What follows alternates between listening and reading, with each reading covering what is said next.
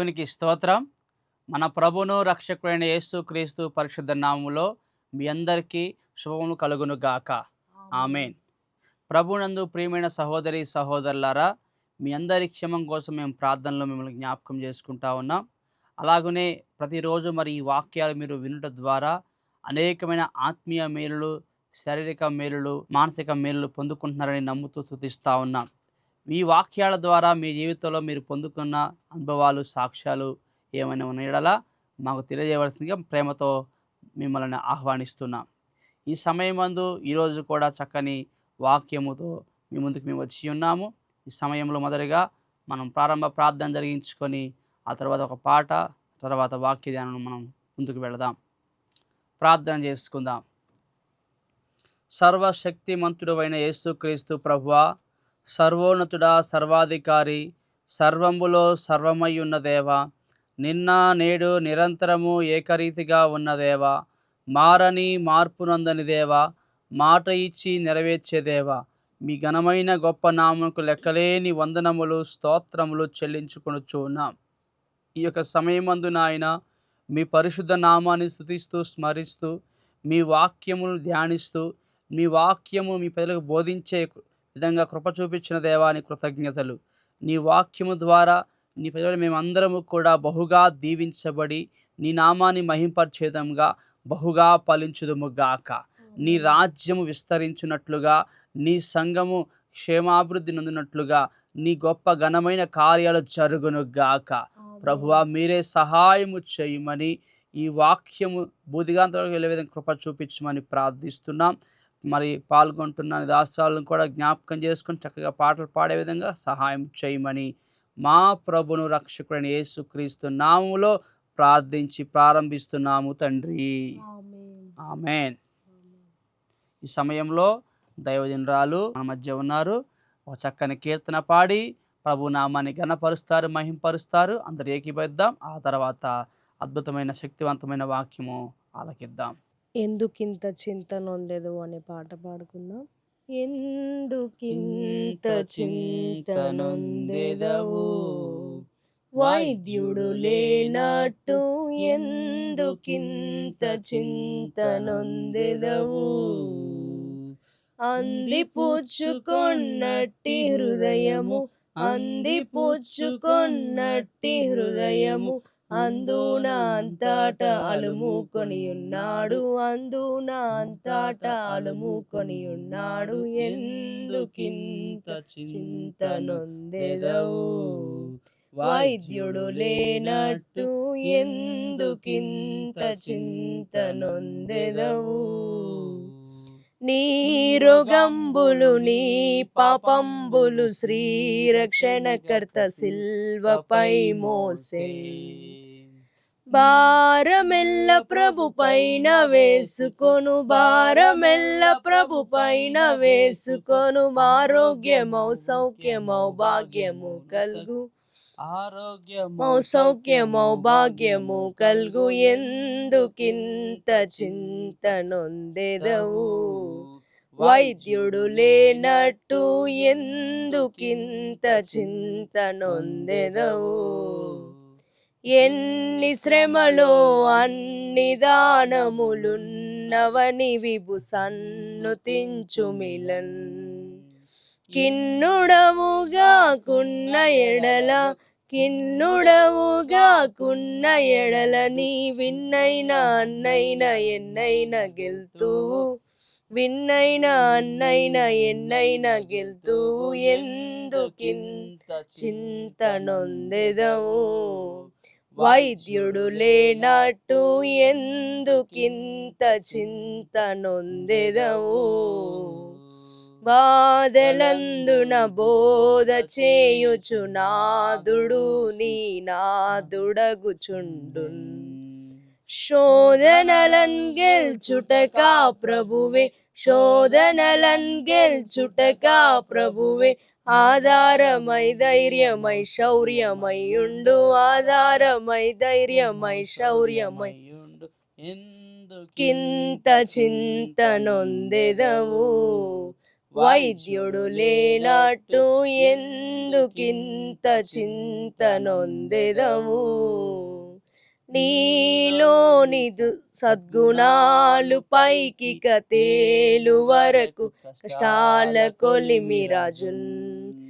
ఏల సనిగెదవు యేసు తండ్రిని, ఏల సనిగెదవు యేసు తండ్రిని.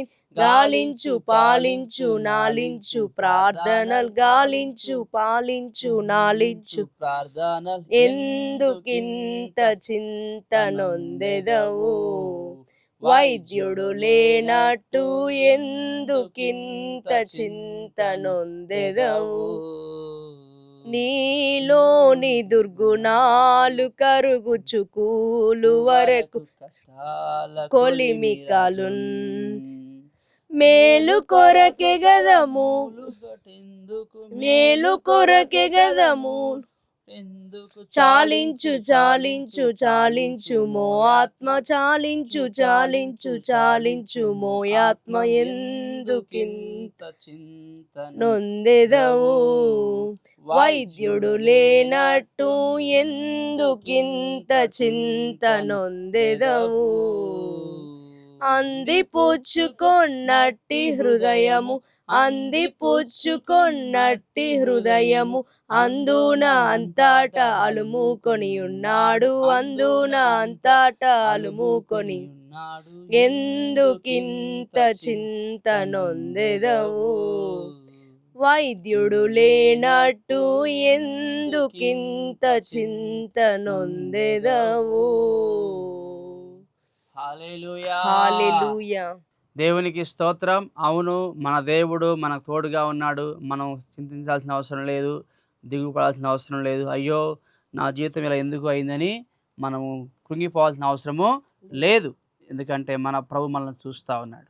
నిజంగా దేవుడు చూస్తాడంటారా? నిజంగా దేవుడు చూసి మనల్ని పట్టించుకొని మన బాధల నుండి మనల్ని విమోచిస్తాడు అంటానికి ఓ అద్భుతమైన సాక్ష్యాన్ని ఈరోజు బైబిల్ గ్రంథంలో మీకు తెలియజేయాలని ఆశపడతా ఉన్నాను. లూకాసు సువార్త 13వ అధ్యాయము 10వ వచనం నుంచి 17వ వచనం వరకు ఈ మాటలు రాయబడి ఉన్నవి. ఇక్కడ ఒక స్త్రీ యొక్క సాక్ష్యము రాయబడి ఉంది. ఆ స్త్రీ ఎవరు, ఆమె పరిస్థితి ఏమిటి, ఆమెకున్న ప్రాబ్లం ఏమిటి, ఆ ప్రాబ్లము లేదా ఆ సమస్యను, ఆ రోగాన్ని ప్రభు ఏ విధంగా నయం చేశాడు, ఆమెను ఏ విధంగా స్వస్థపరిచాడు, బాగు చేశాడు, తర్వాత ఆమె ఏం చేసింది అనే విషయాలు మనము ఇక్కడ ధ్యానం చేసుకుందాం. లూకాసు సువార్త 13వ అధ్యాయము 10వ వచనం నుంచి 17వ వచనము వరకు. విశ్రాంతి దినమున ఆయన ఒక సమాజ మందిరములో బోధిస్తూ ఉన్నాడు. 18 ఏళ్ల నుండి బలహీనపరచు దయ్యము పట్టిన ఒక స్త్రీ అచ్చట ఉంది. చూడండి, ఆయన యేసు ప్రభు యొక్క సహజమైన అలవాటు ఏమిటి అంటే ఆయన ఎక్కడుంటే అక్కడ ప్రజలకు బోధించేవాడు, దేవుని రాజ్యం గురించిన సంగతులను తెలియజేస్తూ ఉండేవాడు. అంత మాత్రమే కాదు కానీ తన చెంతకు వచ్చిన ప్రజల యొక్క బాగోగులు పట్టించుకునేవాడు. వారికి ఉన్న బాధలు, రోగాలు, వ్యసనాలు, సమస్యల నుంచి పరిష్కారం కొరకు ఆయన మాట్లాడుతూ ఉండేవాడు అనమాట. అయితే ఇక్కడ విషయం గమనిద్దాము. యేసు ప్రభు ఒక విశ్రాంతి దినం అనమాట. అంటే శనివారం నాడు. యూదులకు విశ్రాంతి దినం ఎప్పుడంటే శనివారం, మనకేమో మనం పునరుద్ధాన దినంగా ఆదివారం జరుపుకుంటాం కదా. అలాగనే వారికి శనివారం రోజు పని దినం కాదనమాట. ఏ పని చేయకూడదు. ఆ రోజు దేవుణ్ణి మనం మాత్రమే ఆరాధించాలి, సేవించాలి. అయితే ఆ రోజు వచ్చింది. ఆ రోజు ఒక సమాజ మందిరం అంటే మనకి ఇప్పుడు చర్చీలు ఎలాగైతే ఒక్కొక్క చోట మనం గ్యాదరింగ్ అవుతామో, యూదులు కూడా ఒక్కొక్క ఏరియాలో సినగోగులని సమాజ మందిరం కట్టుకునేవాళ్ళు. అందులో ఆ ప్రాంతంలో ఉన్న వాళ్ళందరూ, దగ్గర ఉన్న వాళ్ళందరూ కూడా వచ్చి అందరూ కూడా కూడుకునేవాళ్ళు. కూడుకొని దేవుని స్తుతించి కీర్తనలు పాడి స్తుతిస్తూ, అలాగే దేవునికి వాక్యాన్ని చదువుకుంటూ ఆ విధంగా వారు దేవుని ఆరాధించేవారు, గణపరిచేవారు. అలాగనే ఒక విశ్రాంతి దినమున యేసు ప్రభు కూడా ఒక సమాజ మందిరంలో వెళ్ళాడు. వెళ్ళి అక్కడ ఆయన వాక్యాన్ని బోధిస్తూ ఉన్నాడు. ఆయన బోధిస్తున్నప్పుడు అనేక ప్రజలు అక్కడికి వచ్చారు, ఆయన వాక్యాలు వింటూ ఉన్నారు. అలా వింటున్న ఒక వ్యక్తి యొక్క సాక్ష్యమే ఈ వాక్యం రాయబడింది అనమాట. ఏమిటి ఆ సాక్ష్యం అంటే, ఒక స్త్రీ ఉన్నది, ఆమెకి నడుము వంగిపోయింది. ఆమె ఆరోగ్యంగా ఉన్న స్త్రీ కాదు, ఆమె క్షేమంగా ఉన్న స్త్రీ కాదు, ఆమెకి ఏ జబ్బు లేకుండా బాగున్న స్త్రీ కాదనమాట. ఆమెకి ఒక రోగం ఉంది, లేదా ఒక జబ్బు ఉంది. ఏంటి ఆ జబ్బు అంటే, ఆమె నిటారుగా మనవలే నిలబడలేదు. ఎదురుగా నిలబడి వస్తున్న వాళ్ళని చూడలేదు. మనుషుల్ని గుర్తించలేదు. ఆమె ఇట్లా వంగిపోయింది ఆమె నడుము. నడుము వంగిపోతే ఏం కనపడిద్ది? బో ఎదురుగా ఉన్నది అర్థం కాదనమాట. ఆటోమేటిక్‌గా కష్టమైపోతది. అలా ఆ సమస్యతో ఆమె 18 సంవత్సరాల నుంచి బాధపడుతుంది. ఎన్నేళ్ల నుంచి? 18 ఏళ్ల నుంచి నడుము వంగిపోయి, అలా జబ్బుతో బాధపడుతున్న ఒక స్త్రీ అక్కడ జీవిస్తూ ఆ మందిరానికి వస్తా ఉంది. వస్తున్నప్పుడు ఏం జరిగిందో అక్కడ చూద్దాము. 12వ వచనం రాయబడింది. యేసు ఆమెను చూచాడు, రమ్మని పిలిచాడు. చూడండి, యేసు ప్రభు అంతమంది ఉన్నారు కదా! ఆమెనెందుకు చూసాడు? ఆమె నిజంగా ఎదురుగా ఎవరున్నారో ఆమెకు తెలీదనమాట. యేసు ప్రభు ఉన్నాడా, ఇంకెవరున్నా కూడా ఆమెకి తెలవదు. ఎందుకంటే ఆమె చూడలేదు. ఆమె చక్కగా నిలబడలేదనమాట. 18 సంవత్సరాల నుంచి బలహీనపరచు దెయ్యం ఆమె పట్టింది. ఆ దెయ్యాన్ని పట్టడం బట్టి ఆ స్త్రీ ఎంతో బలహీనమైపోయి తిరిగి నిటారుగా నిలబడలేని స్థితిలో ఆమె ఉండి ఉన్నది. అలాంటి యొక్క బలహీనపరచు దెయ్యం చేత బాధపడుతున్న ఆ స్త్రీని లోకం ఎవ్వరూ చూడలేదు. కానీ ఆమె కూడా యేసు ప్రభువుని చూడలేకపోయింది. కానీ యేసుక్రీస్తు ప్రభు ఆమెను చూచాడు. హల్లెలూయా! మన దేవుడు మనల్ని చూచేవాడు. నువ్వు ఎక్కడున్న దేవుడిని చూస్తాడు. నువ్వు ఏ స్థితిలో ఉన్న దేవుడిని చూస్తాడు. ఎందుకంటే ఆయన కనులకు సమస్తము స్పష్టముగా కనబడతా ఉంది. కెమెరా పెట్టామనుకోండి, ఆ కెమెరా యొక్క ఫోకస్, దాని యొక్క రేడియస్ ఎంతవరకు ఉంటుందో అంతవరకే రికార్డ్ అవుద్ది. అంతవరకే చూడగలుగుద్ది అనమాట. మిగిలిన చూడలేదు. అర్థమవుతుందా? కానీ దేవుని యొక్క కన్ను ప్రపంచమంతా చూస్తుందనమాట. సర్వమానవాళిని చూస్తుందనమాట. అందరినీ ఆయన చూస్తూ ఉన్నాడు. కాబట్టి సహోదరి సహోదరుడా, నిన్ను కూడా దేవుడు చూస్తున్నాడు. హల్లెలూయా! చూడండి, 18 ఇయర్స్ నుంచి ఈమె బాధపడుతూ ఉంది. కానీ మరి ఎన్నడూ యేసుప్రభు ఆమెను చూడలేదా అని మీకు డౌట్ రావచ్చు. సమయం కూడా రావాలి. ఆ సందర్భం కూడా రావాలన్నమాట. ప్రతిదానికి ఒక తగిన సమయం దేవుడు ఏర్పాటు చేశాడు. అలాగనే ఈమె ఎప్పుడైతే ఆయన వాక్యాన్ని వినటానికి ఆమె వచ్చిందో, యేసుప్రభు ఆమెను చూశాడు.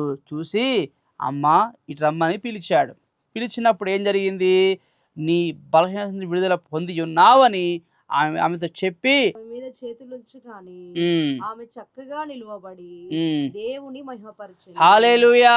గమనించండి, యేసుక్రీస్తు ప్రభు అన్నాడు, అమ్మా నీ బలహీనత నుండి విడుదల పొంది ఉన్నావని ఆమెతో చెప్పి ఆమె మీద చేతులుంచి, అలా చేశాడో లేదో, ఇమ్మీడియట్‌గా ఆయనలో ఉన్న దేవుని శక్తి ప్రభావము, జీవము ఆ బలహీనంగా దెయ్యంతో బాధపడుతున్న ఆ స్త్రీలోకి వెళ్ళిపోయి ఆ దెయ్యాన్ని వెళ్ళగొట్టేసేసింది.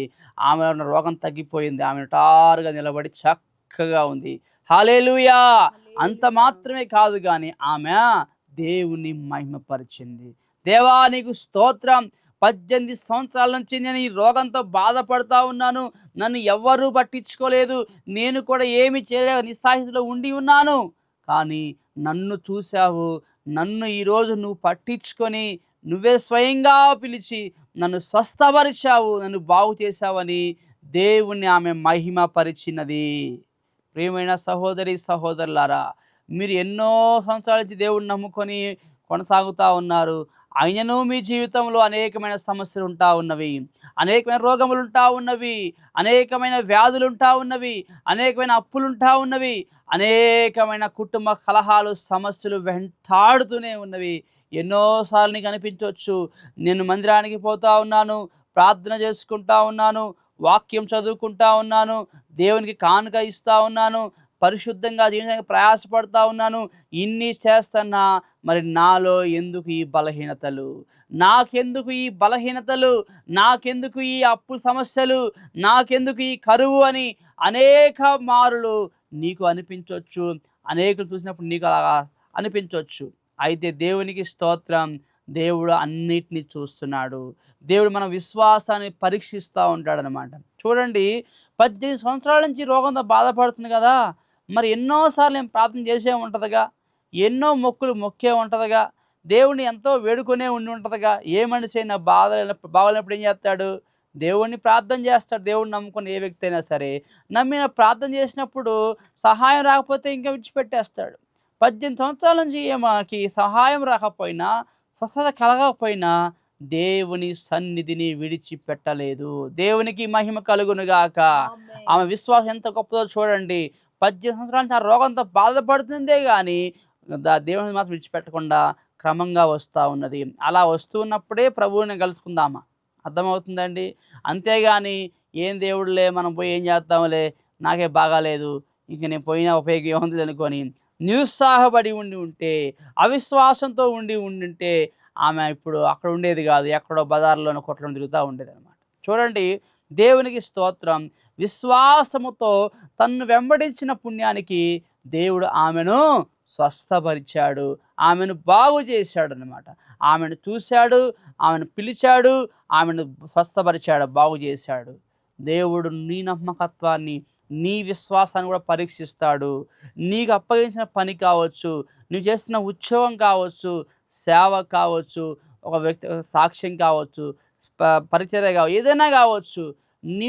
నువ్వు చేయగలిగిన దేవుడు చేస్తూనే ఉండు. నీ పరిస్థితి ఎలాగున్నా సరే తగిన సమయం దేవుడిని తప్పక హెచ్చిస్తాడు. దేవుని వాక్యం సెలవిస్తూ ఉంది. పేతురు రాసిన మొదటి పత్రిక 5వ అధ్యాయంలో 6వ వచనంలో రాయబడింది అనమాట.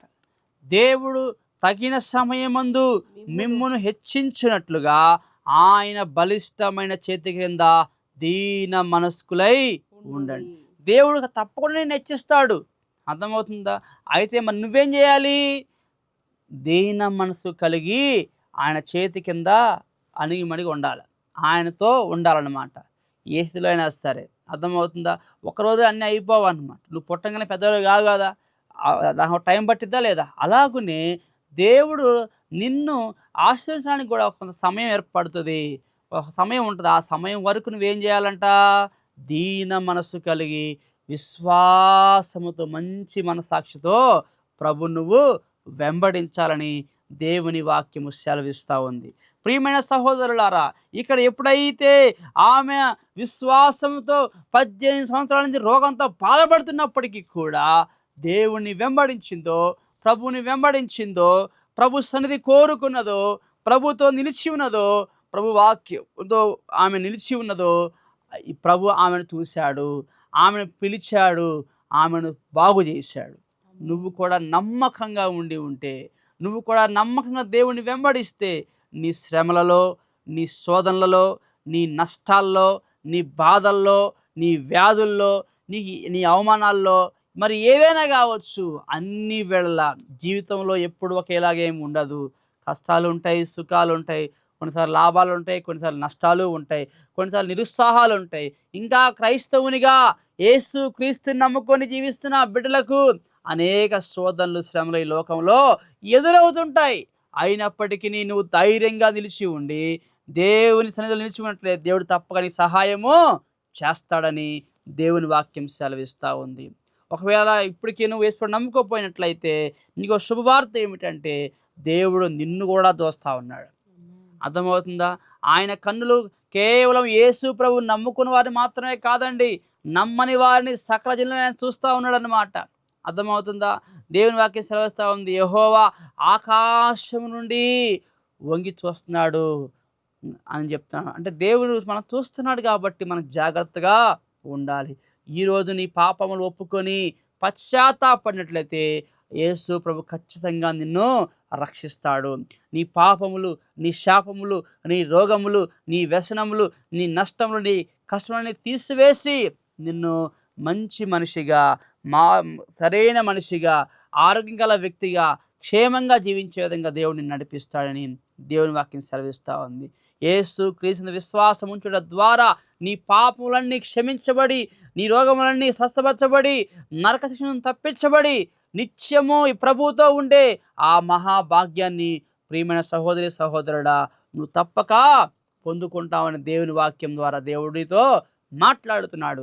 నువ్వు యేసుని నమ్మిన వ్యక్తివైనా, నమ్మని వ్యక్తివైనా దేవుడు నిన్ను ప్రేమిస్తున్నాడు, దేవుడు నిన్ను చూస్తున్నాడు, దేవుడు నిన్ను పిలుస్తున్నాడు.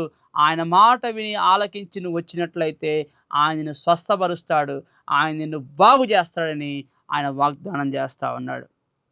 చూడండి, 14వ వచనం చూద్దాం. యేసు విశ్రాంతి దినమున స్వస్థపరిచినందుకు ఆ సమాజ మందిరపు అధికారి కోపంతో మండిపడ్డాడు. ఇక్కడ విషయం మనం గమనించాలి. మనం అనుకోవచ్చు, దేవుడు ఈ పని చేయగలుగుతాడా, దీనికి చాలా ఉన్నాయి కదా, ఏదో కొద్ది గంట చేయగలుగుతాడు కానీ ఇంత పెద్ద సమస్య నన్ను విడిపించగలుగుతాడా అని మీరు అనిపించవచ్చు. సమస్య అనేది మనకి పెద్దదిగా అనిపించవచ్చేమో కానీ దేవుని కన్నులకు అది ఏదైనా కొంచెమే అన్నమాట. ఇక్కడ ఈమె బాగుపడితే చుట్టుపక్కల అక్కడున్న అధికారి ఏం చేయాలి? ఆనందించాలి. కానీ ఆ అధికారి కోపంతో మండిపడ్డాడంట. అర్థమవుతుందా? నిజమే, మనం బాగుపడతా ఉంటే అసూయపడే వాళ్ళు చాలా మంది ఉంటారు సమాజంలో. కానీ దేవుడు ఏమి పట్టించుకోడు. నీ విశ్వాసాన్ని దేవుడు చూస్తాడు, నిన్నే దేవుడు చూస్తాడు. నీ పట్ల తన దయను తన కృపను చూపిస్తాడు. నువ్వు నిశ్చయముగా నువ్వు దీవించబడతావు. ఆయన విశ్వాసం ఉంచితే నీ పాపాలన్నీ క్షమించబడతాయి. ప్రజలు అనుకుంటారు, వీడంతా పాపిస్తోడు, ఎన్నో తప్పులు చేశాడని ప్రజలందరూ నిన్ను నిందించవచ్చేమో కానీ దేవుడు మాత్రం నువ్వు ఆయన ఆశ్రయించి నీ పాపాలు ఒప్పుకున్నట్లయితే నిన్ను దేవుడు పరిశుద్ధుడిగా చేసి ప్రయోజకుడిగా మారుస్తాడు. దేవుడి దృష్టిలో నువ్వు పరిశుద్ధుడు అవుతావు అన్నమాట. ప్రజలు ఎలా చూసినా అనవసరం, నీకు దేవుడే నీకు ఇంపార్టెంట్. ఇక్కడ ఆమె బాగుపడంగానే అధికారి ఏమన్నాడు? ఎన్నో రోజుల నుంచి ఎప్పుడో మీలో బాగుపడొచ్చుగా, విశ్రాంతి రోజే బాగుపడాలా, ఆయన బాగు చేయాలా అని వాళ్ళ మీద మండిపడ్డాడు. ఇంకెవరు కూడా రావద్దు అన్నాడు అనమాట. అర్థమవుతుంది. అప్పుడు యేసు ప్రభు అన్నాడు, వేషధారులారా, మీలో ప్రతివాడు విశ్రాంతి దినమున తన ఎద్దునైనను గాడిదనైనను విప్పి తోలుకొని పోయి నీళ్ళు పెట్టరా, మేత పెట్టరా అని అడుగుతున్నాడు. అంటే భోజనం చేయడం అనేది అలవాటే కదా, అవసరమే కదా. మరి ఒక ఎద్దు కానీ ఒక గాడిద కానీ బతకాలని, క్షేమంగా ఉండాలని నువ్వు దానికి సహాయం చేసినప్పుడు ఎద్దు కంటే, గాడిద కంటే, గొర్రె కంటే విలువైన ఒక స్త్రీని, ఒక మనిషిని నేను బాగు చేయడము మంచిదా చెడ్డదా మీరు చెప్పమని చెప్పాడు. వాళ్ళు ఆ మాట సిగ్గుపడ్డారన్నమాట. ఎస్, మనుషులు అలాగే ఉంటారు. వారికి అర్థం కాకో, అర్థమయ్యో, లేదా అజ్ఞానంగానో, అసూయతోనో, పొరపాటునో ఏదో విని ఏదో అనుకోనో మన గురించి తప్పుగా మాట్లాడుతూనే ఉంటారు. మన భక్తిని ఆటంకపరుస్తూనే ఉంటారు. మన ప్రార్థనను ఆటంకపరుస్తూనే ఉంటారు. అంటారు కదా, ఇంకా ఏం ప్రార్థన చేస్తావులే, ఎన్నో ఏళ్ళ నుంచి నువ్వు ప్రార్థనకి వెళ్తా ఉన్నావు, నువ్వేం బాగుపడదని చెప్పేసి అనేకులు చులకంగా మాట్లాడుతూ ఉంటారు. అయితే దేవునికి స్తోత్రం, దేవుడు నిన్ను చూస్తూ ఉన్నాడు. దేవుని వాక్యం సెలవిస్తూ ఉంది. మత్తయి సువార్త చూద్దాం ఒకసారి. నిన్ను ప్రజలు ఎవరైనా అంటున్నప్పుడు దేవుని నమ్ముకోవటాన్ని బట్టి, ఆయన వాక్యాన్ని నువ్వు పాటించే ఆ విధంగా జీవితాన్ని బట్టి ఎవరైనా నిందిస్తున్నప్పుడు నువ్వెంత ధన్యుడు అని దేవుని వాక్యము సెలవిస్తుంది. మత్తయి సువార్త 5వ అధ్యాయము 11వ వచనము. నా నిమిత్తము జనులు మిమ్మును నిందించి హింసించి మీ మీద అబద్ధముగా చెడ్డ మాటలలో పలుకున్నప్పుడు మీరు ధన్యులు. అంటే వారు కొట్టే ప్రతి దెబ్బ, వారు విసిరే ప్రతి రాయి, వారు మాట్లాడే ప్రతి మాట అది నీకు బ్లెస్సింగే, అది నీకు ఆశీర్వాదం అన్నమాట. ఎలా? ఎప్పుడు? నువ్వు తప్పు చేస్తే కాదు, దేవుణ్ణి నమ్ముకొని పరిశుద్ధంగా జీవిస్తూ, యథార్థంగా జీవిస్తూ, దేవుని కోరుకొని ఎక్కువ ఆయనతో ఉంటాన్ని బట్టి గిట్టని వాళ్ళు, అసూయపరులు, సాతాను ప్రేమించిన మనుషులు నిన్ను నిందిస్తున్నప్పుడు కానీ, నిన్ను హింసిస్తున్నప్పుడు కానీ, అబద్ధంగా నీ మీద కల్పితమైన మాటలు చెప్పుకొని నిన్ను బాధ పెడుతున్నప్పుడు కానీ నువ్వు ధన్యుడు అవుతావు. నువ్వు సంతోషించాలి, నువ్వు ఆనందించాలి. పరలోకమందు నీ ఫలము అధికమవుతుంది. కాబట్టి సహోదరి సహోదరులారా, మీరు ఎవరిని చూడాల్సిన అవసరం లేదు. Focus on God. మీరు ఎప్పుడు కూడా యేసు క్రీస్తు వైపే మీ మనస్సు ఉంచండి, ఆయన వైపే మీరు చూడండి, ఆయనతో మీరు సహవాసము చేయండి. అన్నీ ఆయన చూసుకుంటాడనమాట. ఏమి ఎప్పుడైతే బాధగా ఉన్నా, రోగంగా ఉన్నా, సరిగ్గా నిలబడలేకపోయినా ఆమె మానేసిందా? లేదు. కంటిన్యూస్గా దేవుని సన్నిధికి రావటం మానకుండా వస్తూనే ఉంది కనుక దేవుడు ఆమెను చూశాడు, దేవుడు ఆమెను పిలిచాడు, దేవుడు ఆమెను బాగు చేశాడు. నిన్ను కూడా నీకు అలాగే చేస్తాడనమాట. దేవుడు నువ్వు చేసే ప్రతి ప్రార్థనను వింటాడు. నీ ప్రవర్తన ఆయన చూస్తున్నాడు, నీ స్థితిని ఆయన చూస్తున్నాడు. కాబట్టి ఖచ్చితంగా దేవుడు నీకు సహాయము చేస్తాడనమాట. ఎందుకంటే దేవుడు మనల్ని ఎంతగానో ప్రేమిస్తున్నాడు. మనుషులు డబ్బును ప్రేమిస్తారు, జంతువులను ప్రేమిస్తారు, వారికి నచ్చిన వారిని, వారికి ఉపయోగపడే వారిని ప్రేమిస్తారు. కానీ దేవుడైతే సర్వమానవాళిని ప్రేమిస్తున్నాడు. అందరి కోసం ఆయన రక్తం చిందించాడు, అందరి కోసం ఆయన ప్రాణం అర్పించాడు, అందరి కోసం ఆయన మరణించాడు, అందరి కోసం ఆయన మరణాన్ని జయించి తిరిగి లేచాడు.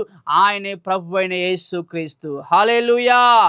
ఆ యేసు క్రీస్తును గనక నువ్వు నమ్ముకొని నీ పాపాలు ఒప్పుకున్నట్లయితే ఈ ప్రభు నిన్ను పరిశుద్ధపరిచి నీతిమంతునిగా చేస్తాడు, తన రాజ్యం నిన్ను చేర్చుకుంటాడు.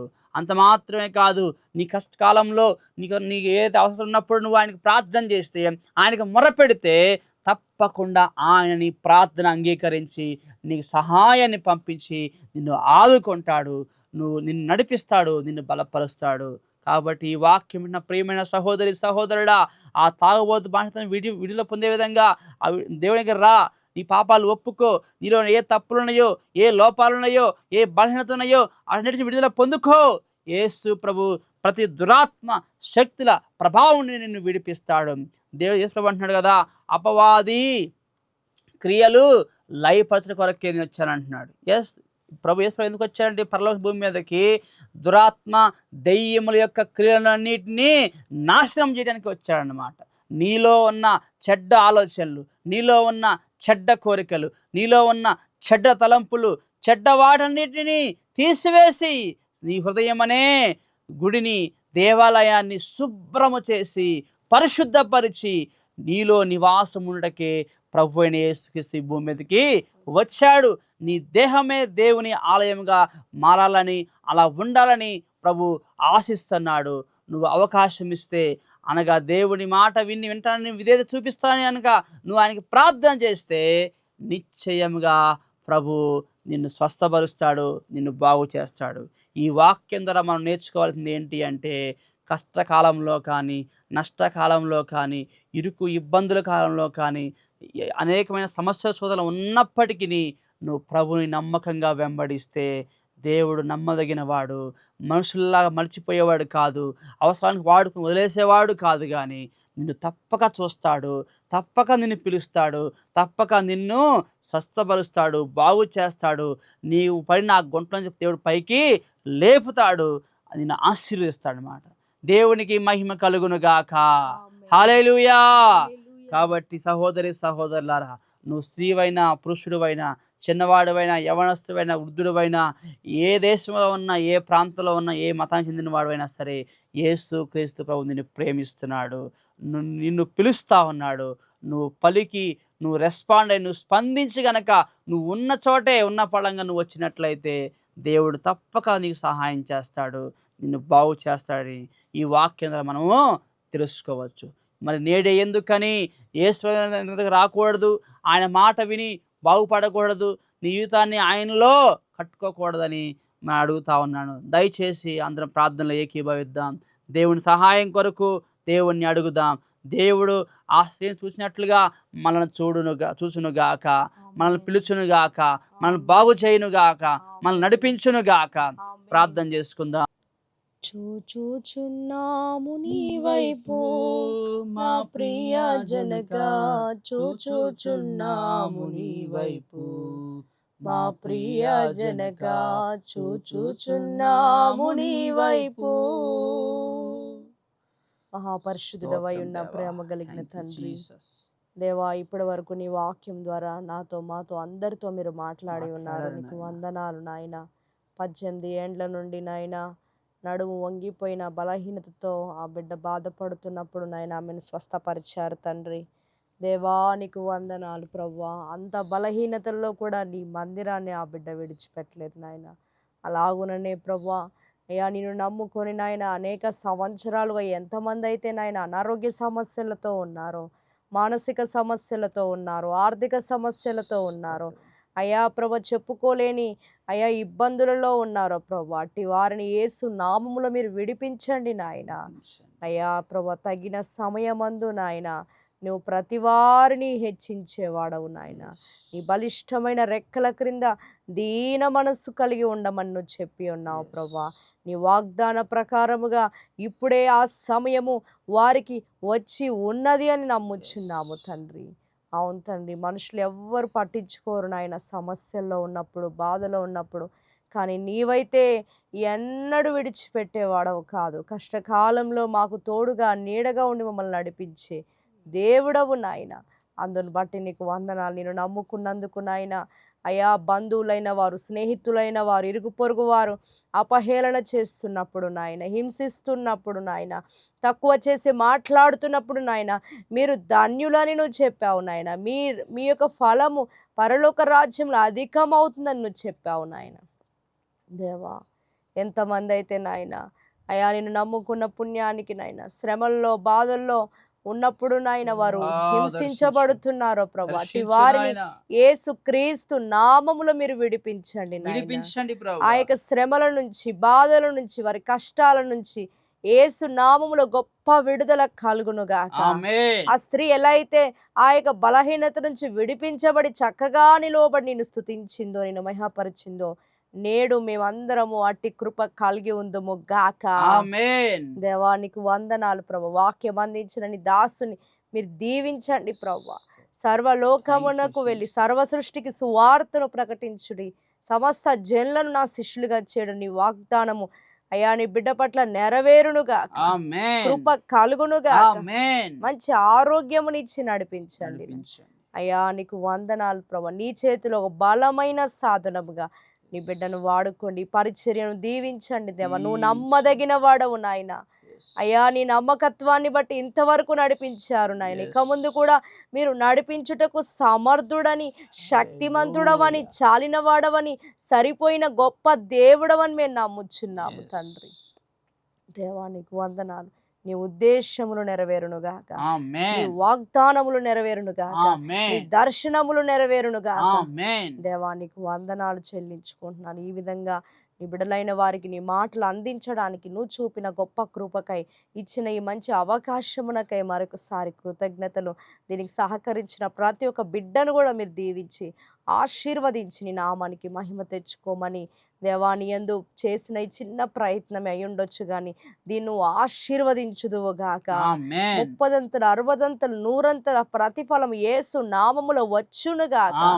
కృప కలుగునుగాక, కృప కలుగునుగాక.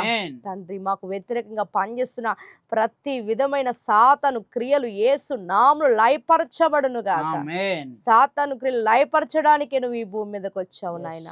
వాడి తంత్రాలు, వాడి కీర్తులన్నీ యేసు అధికారం కలిగిన నామములో బంధిస్తున్నాము నాయన. నీ ద్వారములు తెరవబడునుగాక, నీ కార్యములు మా జీవితాల్లో విడుదలవునుగాక, నీ నామమునకు మహిమ కలుగునుగాక. దేవానికి వందనాలు తండ్రి. నువ్వు మంచి దేవుడవయ్యా. నువ్వు మాకు ఎప్పుడు మేలే చేస్తావు నాయన. కీడు ఎన్నడూ చేసేవాడవు కాదు నాయన. మా బాధలో మమ్మల్ని పట్టించుకునేవాడు, మమ్మల్ని ఓదార్చేవాడు, మమ్మల్ని ధైర్యపరిచేవాడు, మమ్మల్ని ప్రోత్సహించేవాడు, మమ్మల్ని నడిపించే గొప్ప దేవుడవు నాయన. ఇటు మంచి దేవుని మేము కలిగి ఉన్నందుకు మేము ధన్యులము, భాగ్యవంతులము నాయన. ఇటు గొప్ప కృపకై మరొకసారి వందనాలు చెల్లించుకుంటూ అయ్యా, ఈ వాక్యం నా ప్రతి ఒక్క బిడ్డ దీవించబడును గాక. ప్రతి ఒక్క బిడ్డ కూడా నాయన వారి బలహీనతల నుంచి వారు విడిపించబడుదురు గాక. దేవానికి వందనాలు, దేవానికి వందనాలు. ఎవరైతే ఈ దినమే నేను యేసుక్రీస్తును యందు విశ్వాసం ఉంచుతాను నా కష్టకాలంలో కూడా అని తీర్మానం తీసుకున్నారు, అటు వారందరూ యేసు నామములో తండ్రి వారి యొక్క బలహీనతలు, శ్రమలు, కష్టాల నుంచి విడిపించబడుదురుగాక. దేవానికి వందనాలు చెల్లించుకుంటూ నువ్వు మంచి దేవుడవు నాయన. నీ వద్దకు వచ్చిన వారు నువ్వు ఎంత మాత్రం త్రోసివేయవు ప్రభువా. ప్రతి ఒక్కరిని మేలు చేత తృప్తిపరిచి పంపించే దేవుడవు నాయన. అందుని బట్టి నీ కృతజ్ఞతలు చెల్లించుకుంటూ సమస్త మహిమ, సమస్త ఘనత, కీర్తి, ప్రభావాలు నీకు మాత్రమే ఆరోపించుకుంటూ ఈ వాక్యాన్ని మా అందరి హృదయాల్లో నీరు కట్టి ఫలింప చేయమని వాక్యమై ఉన్న యేసు క్రీస్తు నామం పేరట ప్రార్థించి నిన్ను స్తుతిస్తున్నాను పరమ తండ్రి. ఆమేన్. పరమ తండ్రి అయిన దేవుని యొక్క ప్రేమయు, ప్రభు అయిన యేసు క్రీస్తు యొక్క కృపయు, పరిశుద్ధాత్మనిక అన్యోన్య సహాయమును, సహవాసము, సహకారమును ఇప్పుడు ఎల్లప్పుడు సదాకాలము తోడై నడిపించునుగాక. ఆమేన్. సమాధానము కలుగునుగాక. మీ అందరికీ వందనాలు. God bless you. అలాగనే మీ అందరికి శుభవార్త ఏమిటంటే మీకు ఈ వీడియో కింద నెంబర్ స్క్రోలింగ్ అవుతూ ఉంటుంది. మీకు ఏదైనా ప్రార్థన ఉన్నట్లయితే మీకు ఫోన్ చేసి ప్రార్థన చేయించుకోవచ్చు. వాక్యంలో కానీ బైబిల్లో కానీ ఎక్కడైనా సరే మీకు ఏదైనా సందేహాలు ఉంటే ఫోన్ చేసి తెలుసుకోవచ్చు. అలాగనే మీరు మాతో మాట్లాడాలనుకున్నా, మమ్మల్ని కలవాలనుకున్నా కూడా ఫోన్ చేసి మీరు తప్పక రావచ్చు. దేవుడు మిమ్మల్ని దీవించునుగాక. ఆమేన్.